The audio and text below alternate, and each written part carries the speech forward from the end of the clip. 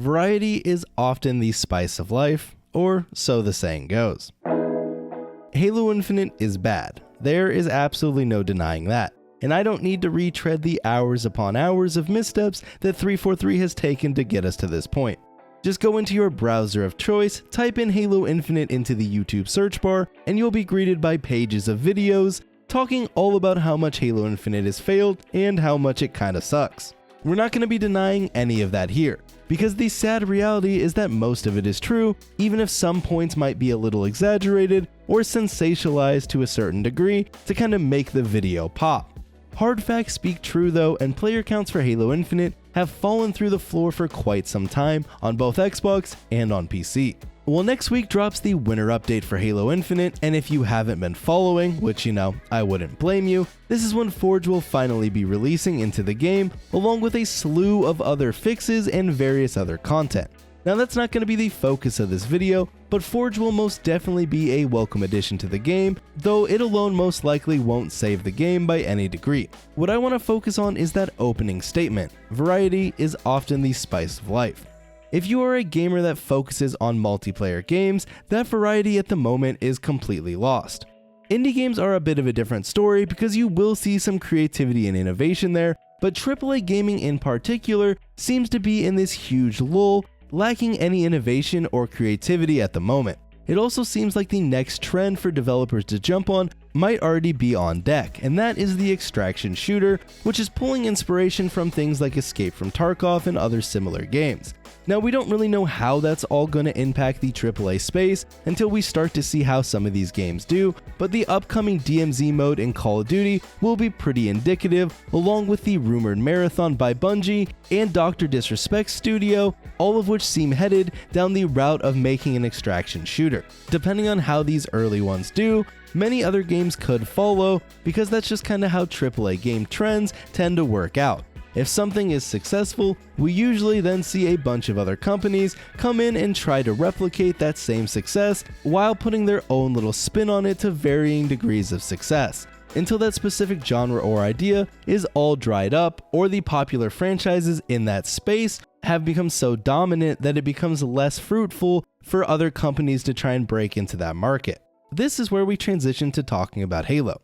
Halo itself has always been a unique type of game, sort of existing in its own little genre while taking inspiration from many. While Halo CE clearly started off, at least on the multiplayer side, as an attempt to make the old school style of arena shooter play well on a console and a controller with a little bit of some party aspirations, further iterations of Halo forged it into something much more unique to itself, with basically no other games on the market truly falling into that same category.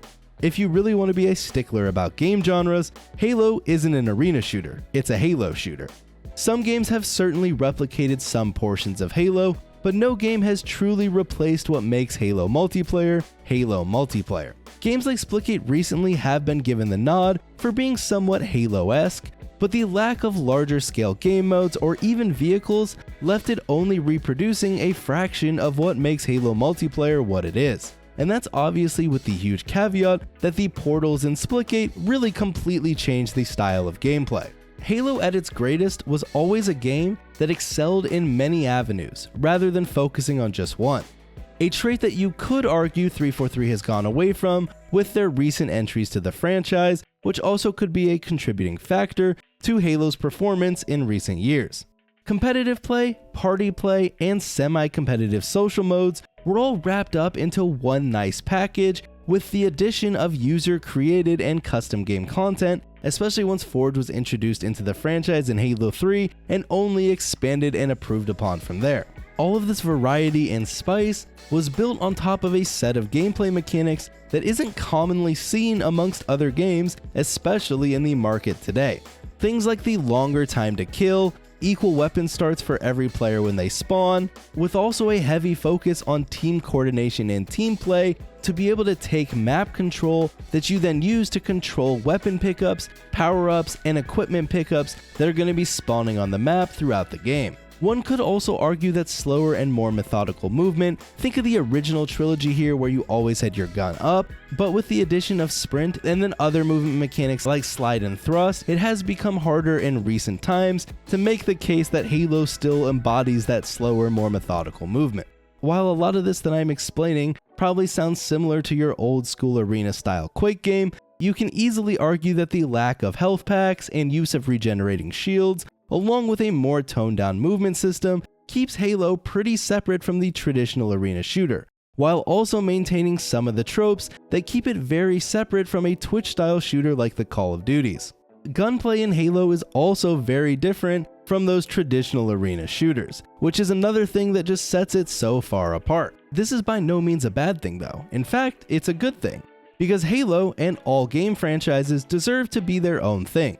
And in Halo's case, not just a sci-fi version of another game.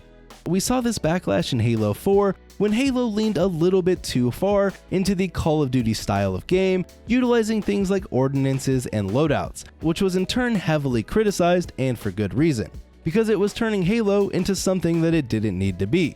Because we already have Call of Duty, and heck, we even have had sci-fi Call of Duty with some of the more futuristic titles throughout that franchise's lifespan. Game franchises are best when they seem to focus on what made them special and fun in the first place, rather than going all in to try and adapt to whatever the popular trend is at the time. One great example here is Counter-Strike. If you look at the original Counter-Strike, which released back in the 90s, and compare it to the modern Counter-Strike Go, the core gameplay there is still basically the same. Sure, many intricacies of the game have changed in terms of the weapons or maps, or the way that the recoil works with the guns, or the specific mechanics around movement, or even the effectiveness of no-scoping with the op. There's no denying that Counter-Strike Go is a very different game from the original Counter-Strike. However, it is that core gameplay that has remained intact in the Counter-Strike franchise throughout its entire life, and it's why we've seen Counter-Strike be so dominant for so many years. Counter-Strike knows what it does well, and it continues to do it well all the way up until today.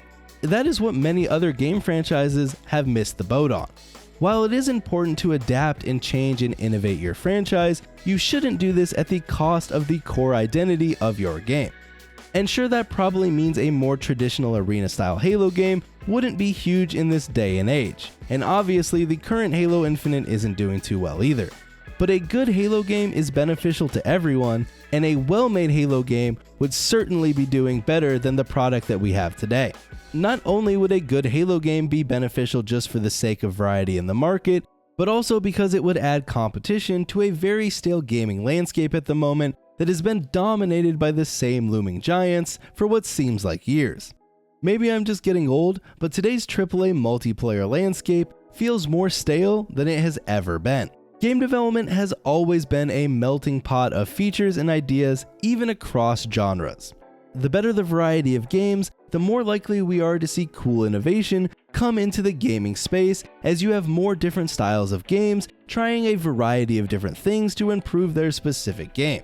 As someone who hates arena shooters or hates battle royales, they can still bring in features that will benefit your specific game. For example, when Apex made the informational ping system almost standard in most modern shooters today. Before that, it was almost a non-existent feature, but today it's a feature that is fantastic for communicating with teammates, both random teammates who you are not communicating with over voice comms, and also teammates that you are on voice comms with as an additional way to give information. Now, all of this said, this doesn't mean that franchises shouldn't try to adapt popular trends to their franchises, but rather that it is important to still keep the core of what made your game great, even when trying to add in new things. Franchises like Fortnite and Apex, or technically Titanfall, and Call of Duty with Warzone are all pretty good examples of games that took the emerging battle royale genre and adapted it into their own franchises in various different ways to create some of the biggest games today. While they're all clearly battle royales, they all still exhibit parts of what made those games their own beforehand. Even League of Legends, which is arguably the biggest game ever, was born out of an adaptation of a mod for StarCraft. So do I think Halo Infinite is going to make some grand comeback just because it would be nice to have a good Halo game to play on the market?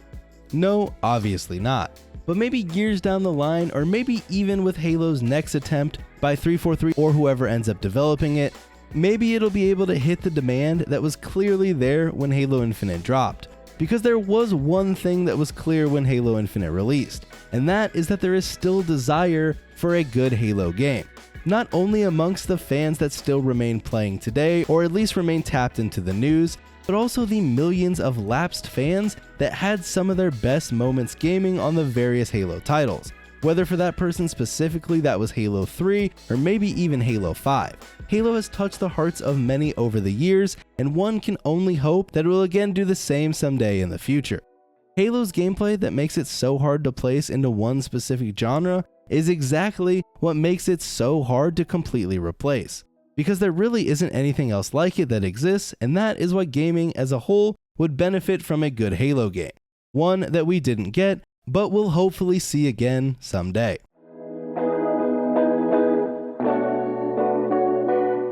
And that's going to do it for the video, guys. I hope you enjoyed it. I do have one announcement though before I close out the video, and that is that I now have a Patreon.